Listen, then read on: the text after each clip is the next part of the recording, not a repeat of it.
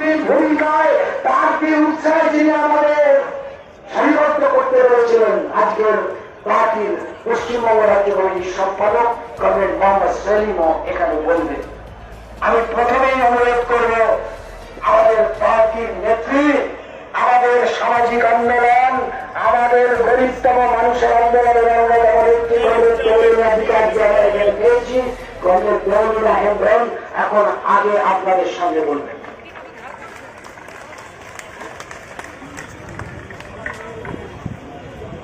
Comrade সভাপতি, মঞ্চে আমাদের সর্বোচ্চ নেতৃত্ব, আমাদের সাধারণ সম্পাদক, রাজ্য সম্পাদক এবং নেতৃত্ববৃন্দ এবং যারা আপনারা উপস্থিত হয়েছেন গোটা কলকাতা জেলার লড়াকু বন্ধুগো, মায়েরা, বোনেরা এবং আমাদের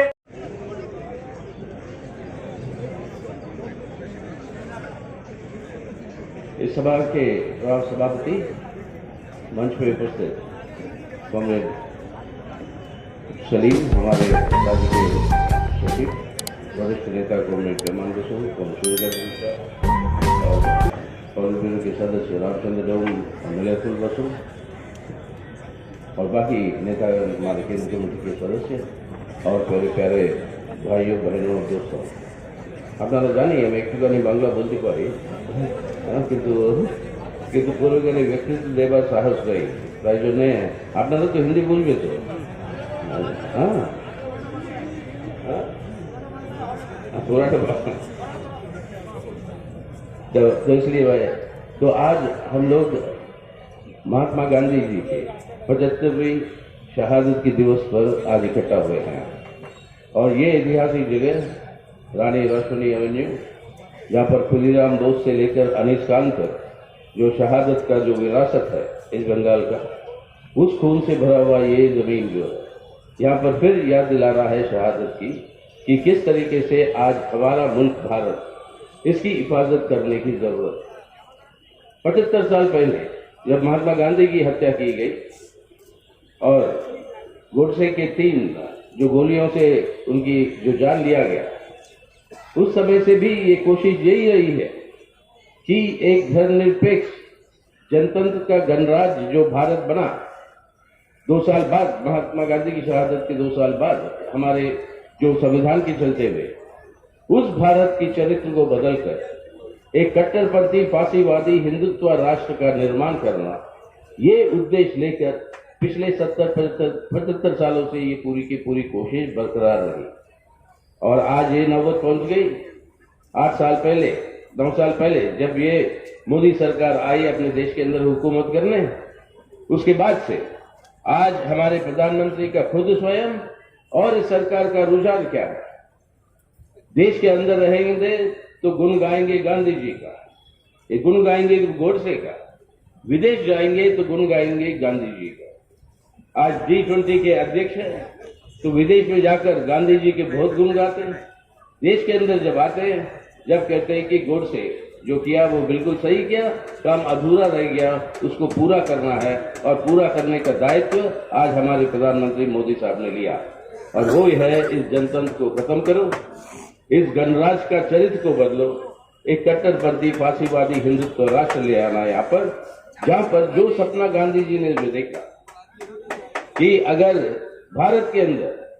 कोई एक बुनियादी उसूल है जिससे भारत का पहचान हो सकता है कि भारत के अंदर इंसान का पहचानना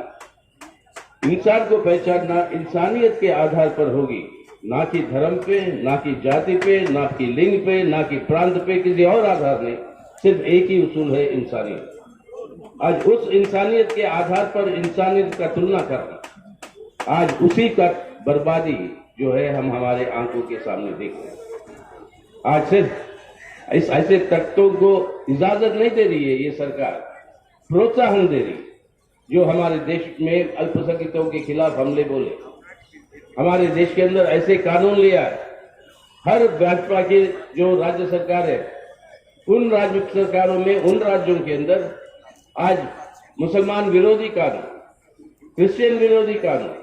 इन कानूनों को आज जो है वो लागू किया गया कि आज अगर हमारे नौजवान जो अलग अलग धर्मों के साथ जुड़ी हुई है उनके परिवार, अगर वो इकट्ठा नजर आते हैं, ऐसे भी प्रांत है हमारे देश के अंदर उनकी मार पिटाई होती है। यानी ये एक किस्म की नफरत की माहौल जिसके चलते हुए हिंसा पैदा करके देश के जनता के बीच में ये बंटवारा हिंसा के आधार पर, नफरत के आधार पर करना, वो ठीक जितने उसूल महात्मा गांधी ने अपने जिंदगी में जिसके आधार पर जिए उसके विपरीत जाने वाली बात। यानी आज इस 75वीं सालगिरह शहादत की दिवस पर देश की सालगिरह भी 75वीं हो रही है और आएगी, और ये शहादत की 75वीं सालगिरह पर आज ये जरूरी है हमें याद रखना और पुनर्संकल्प लेना। और वो पुनर्संकल्प जोड़ा इसी जमीन से, बंगाल की जमीन से, वो पुनर्संकल्प लेना है कि मेरे भारत की आजादी अगर चाहे तो हम बोलेंगे सिर्फ एक ही नारा जो नेताजी ने हम सबको दिया था, अगर हमारी आजादी और हमें सुरक्षित रहना है तो एक ही हमारा नारा है, वो है ना भारत माता की जय, वो ये नहीं है कि किसी और